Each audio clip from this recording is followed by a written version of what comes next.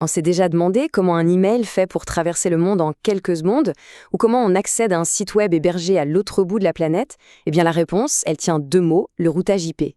Et aujourd'hui, on va décortiquer ensemble ce processus qui est tout simplement essentiel au fonctionnement d'Internet.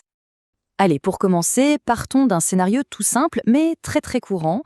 On a deux réseaux informatiques qui, a priori, sont complètement isolés l'un de l'autre.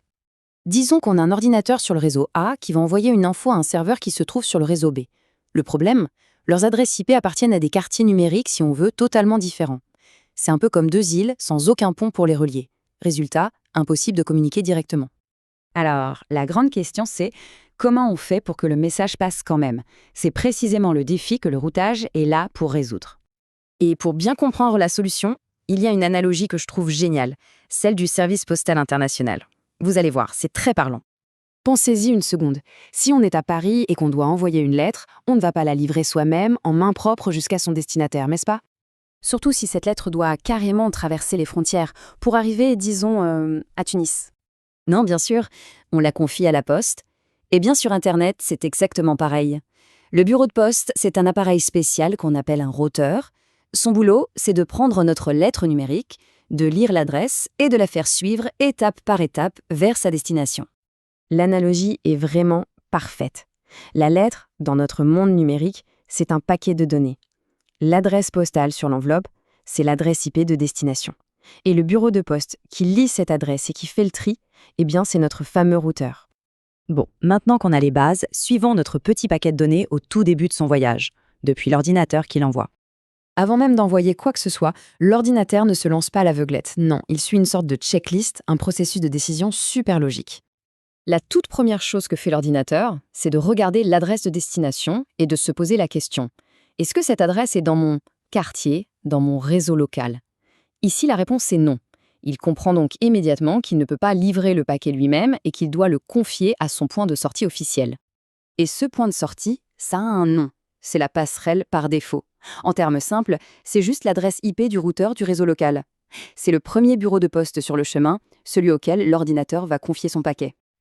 Ok, mais attention, petit détail important. Connaître l'adresse IP de la passerelle, c'est bien, mais ça ne suffit pas. C'est comme connaître le nom du bureau de poste. Pour y déposer la lettre, il faut connaître son adresse physique, son emplacement exact dans la rue. Pour l'ordinateur, c'est pareil. Il a besoin de l'adresse physique du routeur sur le réseau. Pour trouver cette adresse physique, qu'on appelle une adresse MAC, l'ordinateur utilise un petit protocole bien pratique qui s'appelle ARP. En gros, c'est comme s'il criait sur le réseau: « Hé, qui a l'adresse IP 192.168.1.1 ?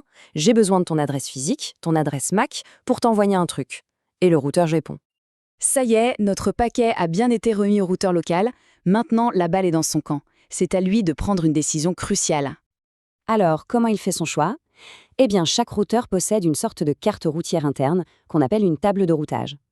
Attention, ce n'est pas une carte de tout Internet, ce serait beaucoup trop gros.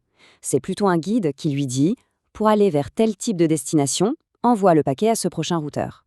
Donc, le paquet arrive, le routeur regarde l'adresse de destination, 10.0.5.10, et il consulte immédiatement sa table de routage pour trouver la meilleure direction à prendre.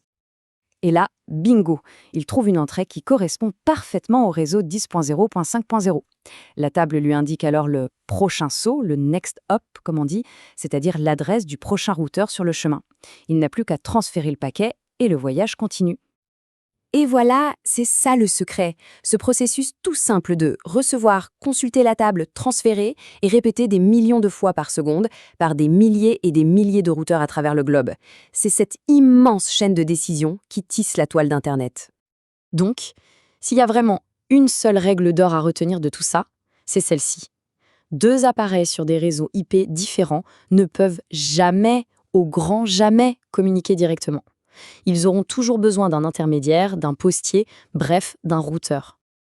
Alors, pour résumer ce voyage, l'ordinateur de départ fait d'abord le tri entre ce qui est local et ce qui est distant. Pour tout ce qui part loin, il envoie le paquet à sa passerelle.